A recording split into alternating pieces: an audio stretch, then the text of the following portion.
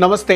Bank वाले सोच रहे थे कि एक वायरल राजस्थानी लोकगीत का पानी भर देंगे, लेकिन पब्लिक ने उनकी लीगल बोतल में सोशल मीडिया का तूफान भर दिया है। बैंक बड़ौदा में खातो खुलवायो, एक देसी गाना जो खूब वायरल हो रहा है। भाई साहब, जरा सोचिए कि आप इंस्टाग्राम स्क्रॉल कर रहे हैं और अचानक एक लड़की वीडियो बनाती दिखती है, बैकग्राउंड में यही गाना बज रहा है, बैंक बड़ौदा में खातो खुलवायो। अब आप मुस्कुराते हैं और फिर अगला रील खोलते हैं, फिर से वही गाना, फिर से अगली बार आपको सेम गाना मिलता है। मतलब ऐसा लग रहा है जैसे बैंक ऑफ बड़ौदा ने पूरे इंस्टाग्राम को ईएमआई पर ले रखा है। लेकिन असली मज़ा तो तब आया जब बैंक वालों की नाक फड़क गई। कहने लगे, अरे ये हो क्या रहा है, हमारा नाम तो वायरल हो गया है और हमें बताया भी नहीं जा रहा है।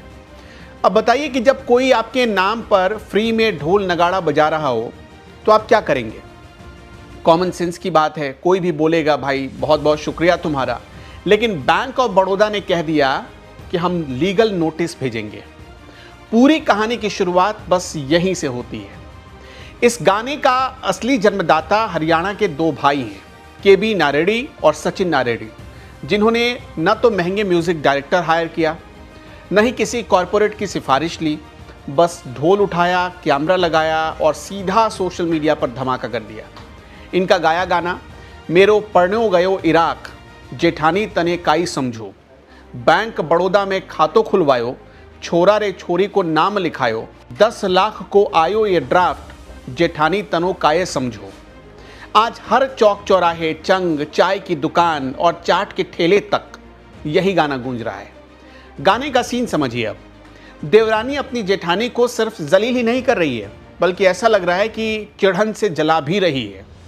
देवरानी अपने आप को सुपीरियर साबित कर रही है अपनी जेठानी के आगे।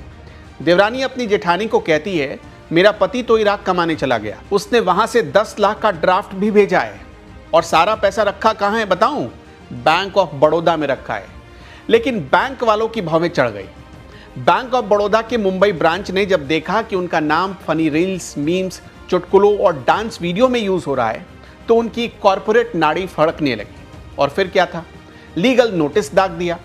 मतलब जैसे किसी ने होली खेलने से पहले ही एफआईआर दर्ज करा दी हो। गाने को इंस्टा से हटवाने की कोशिश की गई, पर भाई ये तो सोशल मीडिया का दौर है, यहां ना सुनते ही लोग हाँ कर देते हैं। गाना और तेजी से वायरल होने लगा। जिसे हटाया गया था अब वही हर घर घर में गूंजने लगा। अब बैंक ऑफ बड़ौदा के बड़े अधिकारी को लीगल नोटिस भेजने की सलाह देने वाले पछता रहे होंगे। सोच रहे होंगे कि सोशल मीडिया पर अगर कोई चीज़ ट्रेंड कर रही है तो उस पर लीगल नोटिस भेजने से अच्छा होता कि हम एक कोई मीम भेज देते। बैंक को चाहिए था कि इस गाने को पकड़कर अपना ब्रांड एम्बेसडर बना ले, देवरानी की अमीरी को अपनी बैंकिंग सर्विस से जोड़ देता, मज़ेदार कैंपेन चला सकता था जैसे हम आपकी जेठानी से बेहतर ब्याज दर देते हैं, या फिर बैंक बड़ौदा में खाता खोलो और घर वालों को जलाओ। लेकिन नहीं, बैंक वालों ने चुना नॉट अलाउड का रास्ता और पब्लिक ने बना दिया उसे most allowed content of the internet. अब बात करते हैं इस गाने के आत्मे की।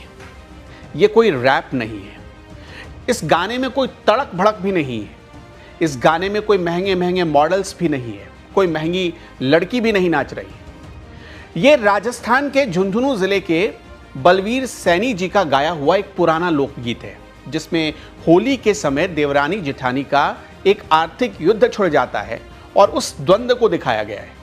इस बार देवरानी ने बम फोड़ा है, छोरा छोरी का नाम बैंक में लिखवा दिया है, 10 लाख का ड्राफ्ट आ गया, सूट जूते सब आ गए, गांजा शराब तक मेरा पति पीता है, लेकिन देखो पैसे भेज रहा है 10 लाख। वो ये कहती है अपनी जेठानी को, और जेठानी सोच रही है कि बताओ, बाहर गया कमाने के लिए और इतना अमीर, मेरी देवरानी का पति इतना अमीर हो गया। भाई साहब, एक बात तो तय है कि इस गाने में मसाला बहुत है।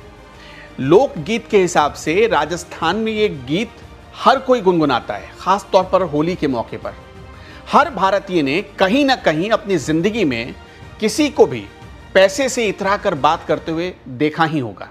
और ख़ास तौर पर जब मामला घर का आ जाए और देवरानी जेठानी का आ जाए, सास ननद का आ जाए, तब ये कुछ ज़्यादा ही हो जाता है। तो बिल्कुल इस बार देसी स्टाइल में रील्स फॉर्मेट में ये सब कुछ हो गया।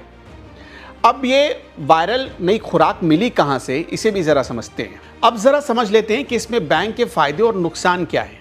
बैंक को मेरे हिसाब से तो कोई नुकसान नज़र नहीं आता, उल्टा उसकी भारी भरकम पब्लिसिटी हो रही है। लोग अब मजाक में ही सही लेकिन बैंक ऑफ बड़ौदा का नाम ले रहे हैं, बच्चे बच्चे नाम ले रहे हैं।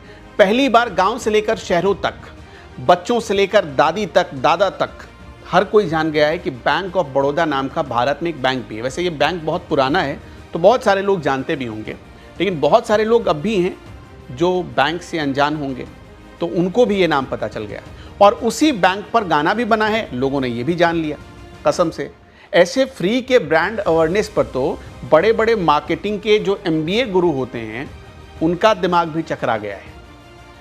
बैंकिंग में एक बात कही जाती है कि बैंकिंग में ब्याज से ज़्यादा ज़रूरी होता है जो आपके कस्टमर होते हैं उनसे इमोशनल कनेक्शन।